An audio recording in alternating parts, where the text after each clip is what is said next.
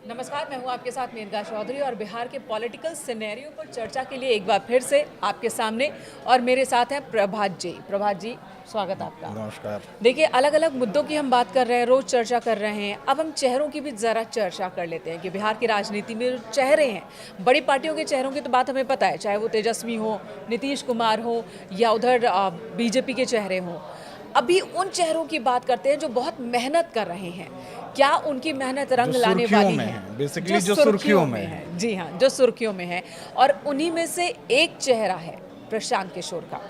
प्रशांत किशोर काफ़ी मेहनत कर रहे हैं, बहुत पसीने बहा रहे हैं, पिछले चुनाव में भी, चुनाव खत्म होने के बाद भी, और अब एक बार फिर बहुत तेज़ी से वो एक्टिव हो रहे हैं। प्रशांत किशोर को लेकर आज थोड़ी चर्चा हो जाए। जी बिल्कुल मेनका। क्या बिहार में ज़मीन पर भी उनकी चर्चा हो रही है? कितने बड़े फैक्टर प्रशांत कुमार? मेनका सबसे पहले तो ये कि प्रशांत किशोर कहें या प्रशांत किशोर पांडे कहें, जी, ये बिहार में इसकी चर्चा बहुत तेज़ी से बहुत चल रही तेज़ी है। से हो रही है। और प्रशांत किशोर बिहार में गांव-गांव में आज चर्चा में तो हैं। मतलब मुख्य धारा की पार्टियों के साथ साथ अगर सबसे ज़्यादा किसी की चर्चा हो रही है तो वो प्रशांत किशोर की हो रही है। और सिर्फ बिहार ही नहीं, बिहार के बाहर भी, क्योंकि बिहार जो है वो देश की राजनीति का केंद्र रहा है शुरू से। और अभी अब चूंकि अगले 2-3-4 महीनों में चुनाव होने हैं तो ऑब्वियस सी बात है कि बिहार की राजनीति चर्चा में है। लेकिन इनमें अगर आप देखिए तो बिहार की राजनीति में हमेशा जातीय प्रभाव रहा है, क्षेत्रीय प्रभाव रहा है, क्षेत्रीय छत्रपों का प्रभाव रहा है। और उन्हीं प्रभावों की चर्चा जब भी बिहार में चुनाव की भूमिका तैयार होती है, पृष्ठभूमि जब चुनाव की तैयार होती है या जब समय आता है तो उनकी चर्चा शुरू हो जाती है। उसी कड़ी में प्रशांत किशोर की भी चर्चा चल रही है इन दिनों। लेकिन प्रशांत किशोर के साथ जो सबसे बड़ी एक लड़ाई है प्रशांत किशोर की, वो मुख्य धारा की पार्टियों के साथ साथ जो उन पे आरोप लग रहे हैं। कोई आरोप लगा रहा है कि वो बीजेपी की बी टीम है, कोई आरोप लगा रहा है कि प्रशांत किशोर की जो जन सुराज पार्टी है जेएसपी, वो सिर्फ वोट कटुआ है। तो इस तरह के आरोप प्रत्यारोप और बाकी सारी चीज़ें चल रही हैं। और इसमें मतलब इसी उसको लेके प्रशांत किशोर चर्चा में भी बने हुए हैं इनका। और बड़ी चुनौती उनके सामने क्या है? देखिए, क्योंकि मेहनत वो बहुत कर रहे हैं, मेहनत के हिसाब से फल मिलता नहीं दिख रहा। मेन का ये कहना थोड़ी जल्दबाजी होगी कि मेहनत के मुताबिक फल नहीं मिल रहा है, अभी लेकिन मेहनत कर रहे हैं। देखिए, प्रशांत किशोर के साथ जो सबसे बड़ी दिक्कत है ना, वो ये है कि बिहार की राजनीति हमेशा जातीय समीकरणों में बंधी तो हुई है। उनका जैसा मैंने ब्राह्मण होना, प्रशांत किशोर के लिए ब्राह्मण वाली पहचान जो है ना, जैसा मैंने पहले ही कहा आपसे कि प्रशांत किशोर कहें या प्रशांत किशोर पांडे कहें, वो ब्राह्मण की पहचान जो है वो उनका पीछा नहीं छोड़ रही है। नहीं छोड़ रही। और बिहार की राजनीति में जब 1989 में, मतलब लेट 80s वाला जब दौर शुरू हुआ और देश भर में मंडल कमंडल की राजनीति जब शुरू हुई, उसके बाद से आप अगर बिहार को देखें तो बिहार में कोई सवर्ण चेहरा मुख्यमंत्री नहीं बना है, ना ही कोई बहुत बड़ा चेहरा उभर के आया जो सवर्ण वर्ग से आता हो, सवर्ण समुदाय से आता हो। आखिरी ब्राह्मण मुख्यमंत्री के तौर पे जगन्नाथ मिश्रा का नाम याद आता है लोगों को। उसके बाद से तो आप उंगलियों पे गिन सकते हैं कि मुख्यमंत्री कौन रहा। भाई लालू रहे, लालू के बाद राबड़ी रही, और राबड़ी के बाद नीतीश रहे।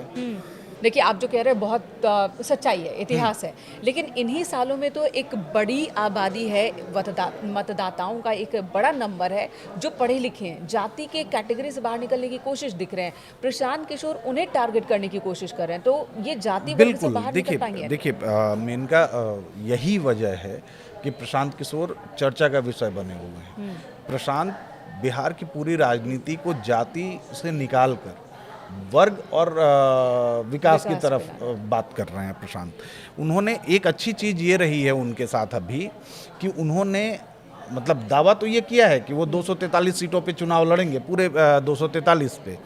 लेकिन उन्होंने किसी को अभी न मुख्यमंत्री का चेहरा प्रोजेक्ट किया है, न खुद को, न पार्टी में से किसी और को।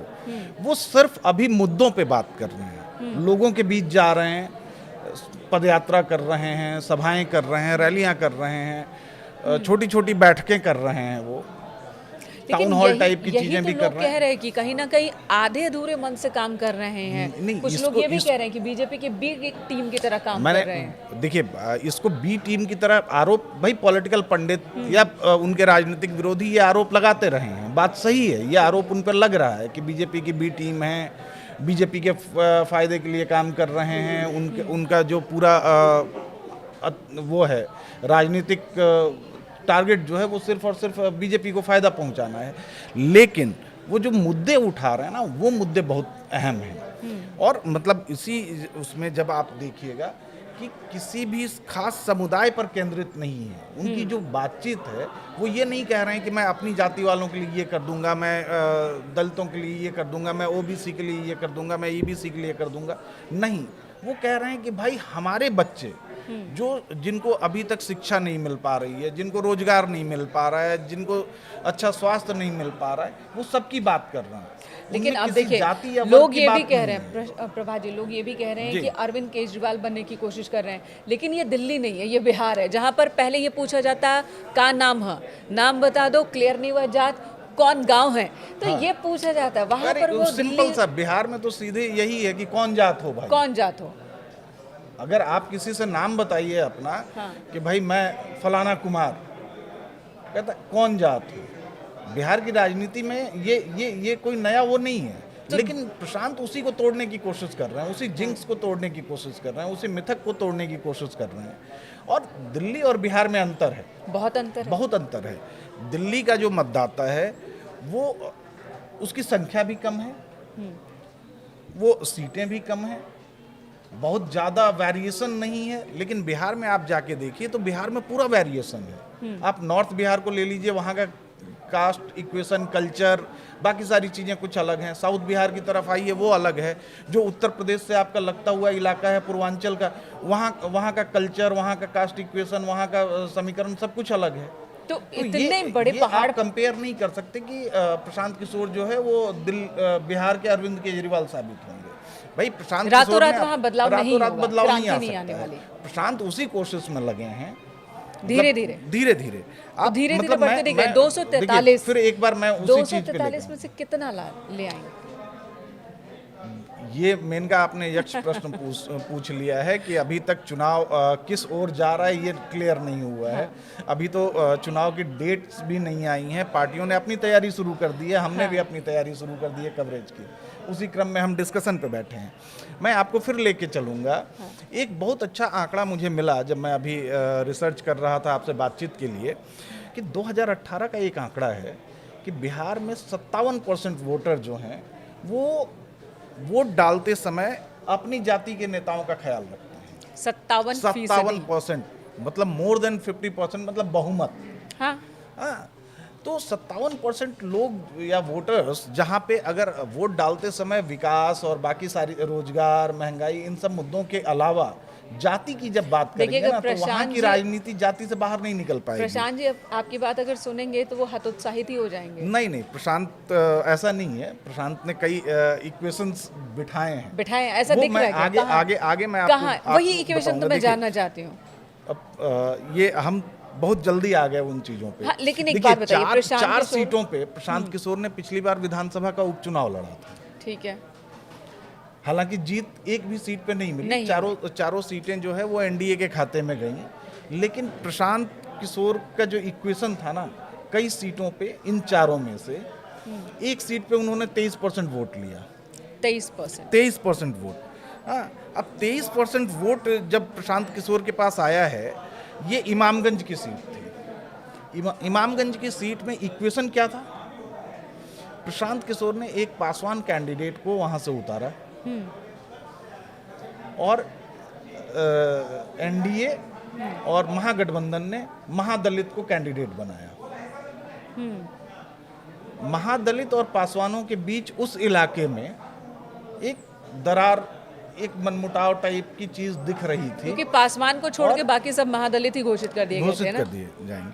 अब वहां पे 23% वोट काटना किसी का भी, 23% वोट जो मिला उनको, तो इसी दरार का फायदा तो मिला उनको। देखा, दो समुदायों आपने भी कह ही दिया कि वोट काटा उन्होंने, वोट एनडीए के खाते में वो सारी सीटें गई। काटना टर्म इसलिए मैंने यूज किया कि भाई अगर वो जीत जाते तो वोट मिलता, लेकिन ये वोट कहीं से तो आया। जब पहली बार कोई उम्मीदवार आया, कोई पार्टी आई पहली बार चुनाव में, और उसने 23% वोट ले लिया, तो उम्मीद है। तो उम्मीद तो है कहीं ना कहीं। इन चारों सीटों पे जो जीत का अंतर था उससे ज़्यादा वोट प्रशांत किशोर को मिले थे। अब आपको एक और सीट की मैं बात बताऊं कि बेलागंज सीट थी उपचुनाव में। इमामगंज की बात मैंने कही कि 23% वोट था। बेलागंज सीट पर प्रशांत किशोर ने मुस्लिम कैंडिडेट को उतारा था, ठीक है। वहाँ 11% वोट मिले। हाँ, और जो वोट कम हुआ था 16% महागठबंधन का वोट कम हुआ। फिर वही बात। तो आप देखिए ये इक्वेशन जो आप देखेंगे ना कि 16% महागठबंधन का वोट कम हुआ बेलागंज पे, 11% प्रशांत किशोर के पास प्रशांत आया। किशोर ले गए। एक और सीट है इसमें कि भाई आप अगर देखेंगे इसको, 4 सीटों में से 3 पे महागठबंधन ने जीत दर्ज की थी और 41% वोट मिले थे, जो उपचुनाव में 10% घटा है इन 3 सीटों पे महागठबंधन का जी। और दूसरी तरफ छोटी पार्टियों का वोट शेयर भी 9% घटा है। और ये सब कुछ जो है वो जा रहा है प्रशांत किशोर की तरफ। तो उम्मीद उनकी इसीलिए प्रबल है। बिल्कुल। और मतलब इसमें आप अगर देख लीजिए, हालांकि थोड़ी सी अब जल्दबाजी एक बात एक और मैं स्ट्रैटेजी कहूंगी, के एक तहत। बात और कहूंगी, अब हमारे देश में पॉलिटिक्स बहुत सस्ता नहीं है, बहुत खर्चीला है। जी। अरविंद केजरीवाल की जब हम बात करते हैं, दिल्ली की बात करते हैं, तो वो एक एनजीओ से जुड़े थे। उनके पास एक बहुत बड़ी टीम थी, बड़े बड़े लोगों को उन्होंने अपनी मूवमेंट से जोड़ लिया था। उनके पास पैसों की भी कमी नहीं थी और वो चुनाव में आए और छा गए। बिल्कुल। बिहार में न सिर्फ जातिगत समीकरण वाला फैक्टर है, बल्कि वहाँ पैसों को लेकर भी प्रशांत किशोर के सामने समस्या होगी। बड़ा स्टेट है, डिफिकल्ट जगह है और वहाँ पर पैसे और मेहनत दोनों खर्च करने होंगे। तो इतनी बड़ी फौज है प्रशांत देखिए, किशोर के प्रशांत किशोर के पास मैन फौज पावर की है। कमी नहीं है। प्रशांत किशोर के साथ एक अच्छा खासा नंबर जुड़ा है। अगर आपको पिछले साल की गांधी मैदान की उनकी रैली याद हाँ, हो, याद है। 2 अक्टूबर को जिस दिन उन्होंने अपने पार्टी की औपचारिक घोषणा की थी, उस दिन भी एक वीडियो है जो मैंने एक डिस्कशन किया था। शक्ति प्रदर्शन की तरफ शक्ति दिखाया। प्रदर्शन था उनका, और कई मतलब हर तबके के लोग उनके साथ जुड़े रहे हैं। रिटायर्ड ब्यूरोक्रेट्स जुड़े रहे हैं, एकेडमिशियंस जुड़े रहे हैं, कुछ मेन स्ट्रीम पॉलिटिशियंस भी अपनी पार्टियां छोड़ के उनके साथ शामिल हो रहे हैं। सोशल इन्फ्लुएंसर्स उनके साथ जुड़ रहे हैं। अभी मनीष कश्यप उनकी पार्टी में शामिल हुए हैं, आपने देखा होगा अभी दो चार बदलाव दिन की पहले बात ही। करने वाले ये बदलाव चाह की रहे बात करने वाले, और जरूरी भी है। देखिए, आप बिहार में जो मुख्य धारा की जो 4 पार्टियां हैं, आप 2 गठबंधन है, 4 पार्टियां हैं बड़ी बड़ी, बीजेपी, जेडीयू, आरजेडी, कांग्रेस, बिल्कुल। और बाकी जो छोटी पार्टियां हैं वो किसी न किसी गठबंधन के साथ सब जुड़े हुए हैं। 1-2 पार्टियां ही हैं जो किसी गठबंधन में नहीं है। देखिए, जैसे बिहार प्रशांत में एमआईएम है, ठीक है, वो किसी गठबंधन में नहीं है। प्रशांत की जेएसपी अभी तक किसी गठबंधन में नहीं है, और बीएसपी किसी गठबंधन में नहीं है। क्या ये तीनों तो- साथ भी आ सकते हैं? देखिए, ये कहना मतलब मुझे नहीं लगता अभी कि दोनों साथ आ सकते हैं या ये तीनों मिलके कोई एक नया गठबंधन बना लें, ऐसा वो नहीं दिख रहा है। लेकिन उनकी मौजूदगी तो है। ये तीनों मिलकर गठबंधन नहीं बनाएंगे, लेकिन तीनों मिलकर वोट जरूर काटेंगे। खेल तो बिगाड़ देंगे देखिए, ये। खेल अच्छा, ये दिलचस्प मतलब बना जो देंगे। आंकड़े मैंने आपको बताया दिलचस्प ना, बना देंगे खेल को। इमामगंज का, बेलागंज का, या आपको तरारी और रामगढ़ का, तो इसमें खेल तो ये बिगाड़ सकते हैं। किसका? आप अगर देखें 2020 के चुनाव में सीमांचल के इलाके में ओवैसी ने खेल बिगाड़ा ना। ओवैसी के 5 कैंडिडेट जीत के आए और 15 सीटें ऐसी थीं सीमांचल की जिसपे कि अगर ओवैसी का कैंडिडेट नहीं होता तो हो सकता है कि वो सीटें महागठबंधन के पक्ष में जाती। चलिए, ओवैसी जी की भी बात करेंगे, लेकिन वो बाद में अगले दिन करेंगे। यहाँ पर प्रशांत जी की बात हो रही है, तो अब आखिरी एक और सवाल पूछ लेती हूँ। जी प्रशांत जी, अगर कुछ सीट ले भी आते हैं, जी, इतनी तो नहीं लाएंगे कि कुछ वो बना सके, तो उन्हें किसी ना किसी के साथ जाना होगा। तो फिर वो किसके साथ जा सकते? देखिए, अगर प्रशांत जी सीट लेकर आए, हाँ, तो वो हो सकता है कि किंग मेकर की भूमिका में हो। King maker. किंग मेकर की भूमिका और किंग में। मेकर के लिए देखिए, कितनी सीटों की जरूरत होगी? तीन सिचुएशन है। एनडीए को बहुमत मिल जाए, महागठबंधन को बहुमत मिल जाए, या किसी को बहुमत ना मिले। किसी को बहुमत ना मिले, इस सिचुएशन में प्रशांत किशोर की भूमिका अहम हो जाएगी। आपको एक आश्चर्यजनक आंकड़ा बताऊं कि अभी कुछ दिन पहले एक सर्वे मैं कहीं पढ़ रहा था, उस सर्वे में बिहार के मुख्यमंत्री के तौर पे तीसरी सबसे बड़ी पसंद प्रशांत किशोर थे। 40% से ज़्यादा वोट शेयर के साथ तेजस्वी पहली पसंद हैं लोगों के। 18% के आसपास जो है वो नीतीश जी के पसंद किए जा रहे हैं कि 18% लोग मानते हैं कि नीतीश इस अंतर पे भी बात होगी एक दिन। और 15% वोट जो पसंद है लोगों का, 15% लोगों ने कहा कि प्रशांत किशोर अच्छे मुख्यमंत्री बन सकते हैं। मेरे हिसाब से देखिए, प्रशांत किशोर ने अभी एक उपचुनाव में जल्दबाजी कर दी। एक कहावत है ना मेनका कि बंद मुट्ठी लाख की खुल गई तो खाक की।